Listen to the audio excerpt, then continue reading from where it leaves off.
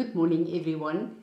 It's wonderful to be back in South Africa after a good time with my children in Australia, but coming back to South Africa and seeing the beautiful season we have and the lush gardens. It's just such a great pleasure.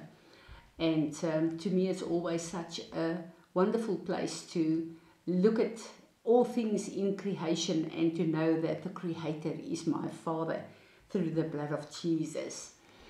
I really do have a concern that I want to address this morning.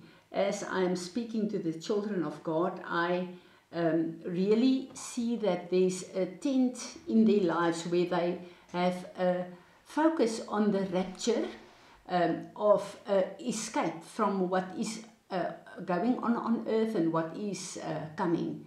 And of course, we all know this is the end time. We know this is very important, but we are not here to have this whole escape mindset. We are here to know that the Church of Jesus Christ should be empowered and equipped in this time to really grow and expand the kingdom of our God before the rapture comes. We have the privilege to, when we are born again, we receive the word of God written on the tablets of our heart. And we have the privilege to have the inheritance of especially the word of God. And then I want to enlighten the four Gospels, Matthew and Mark and Luke and John, as a way that God trained us. Jesus trained us. He made a way for us. He equipped us with that awesome inheritance. And we need to understand that this is what really equips us in a time like this. But we are born again and we are the Word of God, and we are carrying the incorruptible seed, the fullness of who Jesus is. And we need to know that we are the fifth gospel. We are the fifth gospel that the world need to read, because the world is not going to read the Bible. They are reading me and you. And every place we are positioned by our God to live and to work is the place where they need to read the fullness of Jesus, and that will lift Jesus on high so that he can draw the people to him.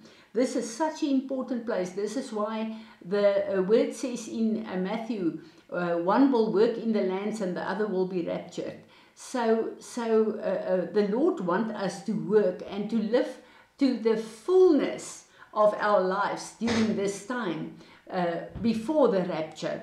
Now I want to quote Francis from Japan. He says, "Beloved, there is a great false tolerance in the church today.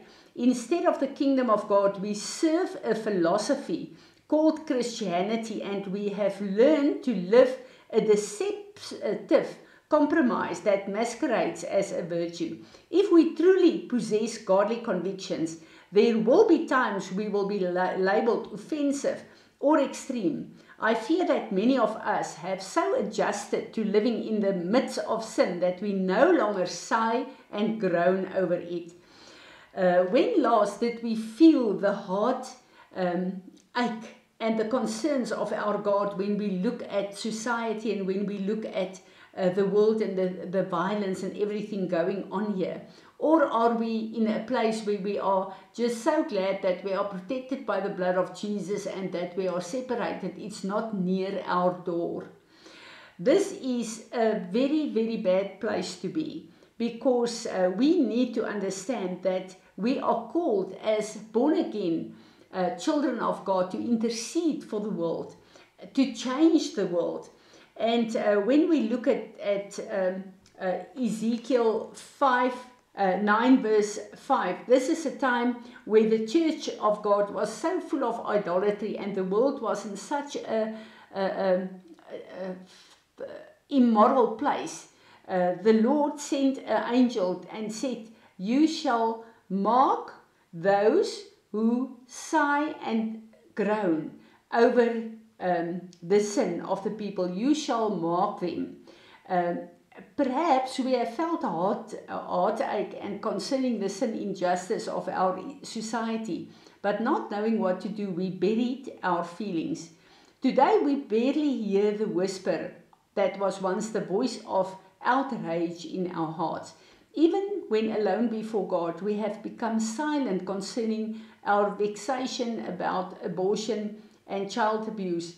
We have learned to quietly accommodate the multi-leveled invasion of immorality in our society. We have accepted with but a whimper the loss of virginity among our youth. So when we look at this, we need to understand that we are absolutely at a crossroad right across the world. The true Church of God need to stand up and to show the character of our God. And we need to stand to come to a place where we mourn over these things, that God can use us to really intercede, because our intercession is needed for God to work on this earth in many ways.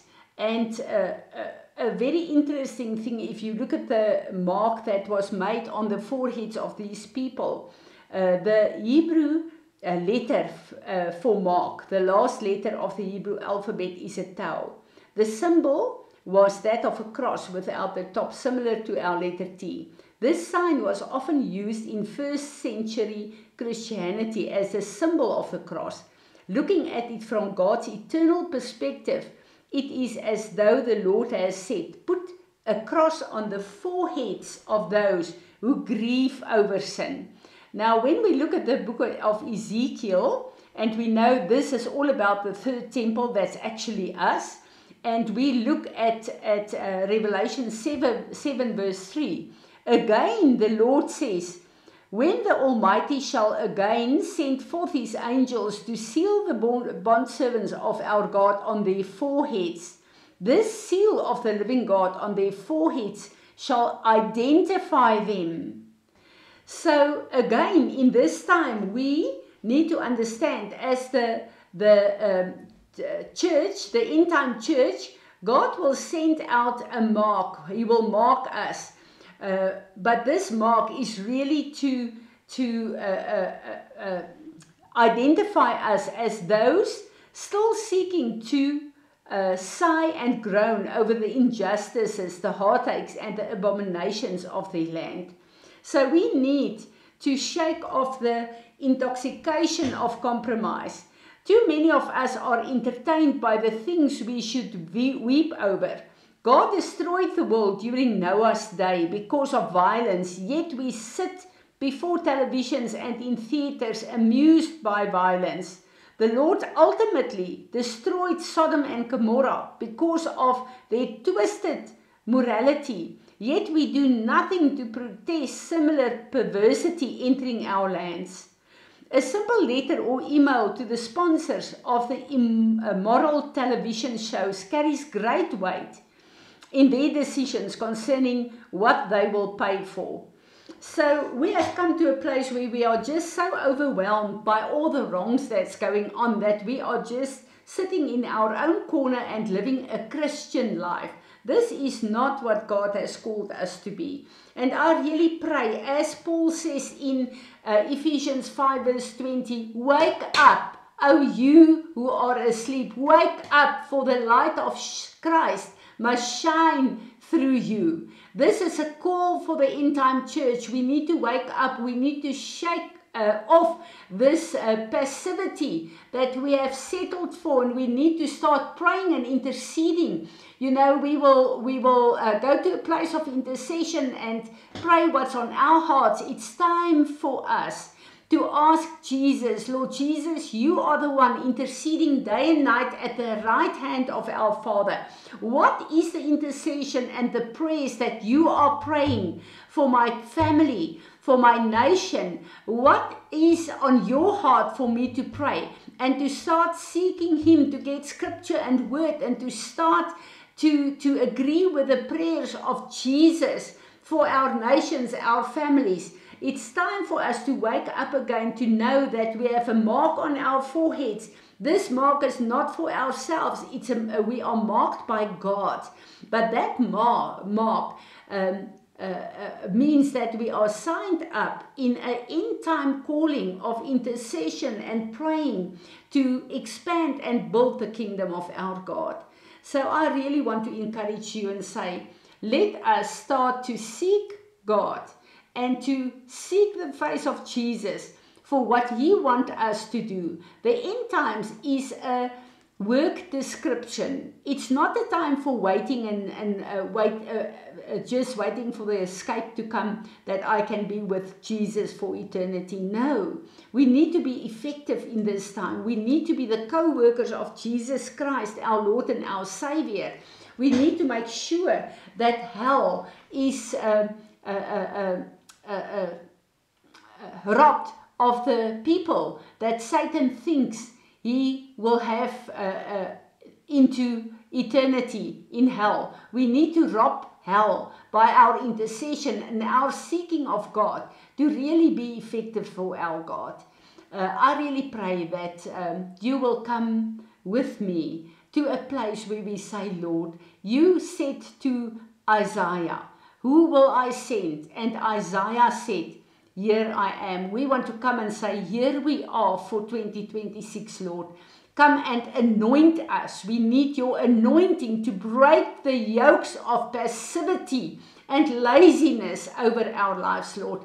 Come and fill us with your anointing, that we will be your prayer warriors and that we will be co-workers to build the kingdom of our God in this season. May the Lord help us. Father, we want to come and we want to repent today, and we want to say, Lord, we have become passive, we have become lazy, we have become separated from the real world. We have isolated ourselves, Lord, and we want to come and ask your forgiveness and ask you to break all the isolation, Lord, and that you will anoint us, that we will become the co-workers with Jesus, our Lord and our Savior, in this new season. We pray that you will be exalted through this. Amen.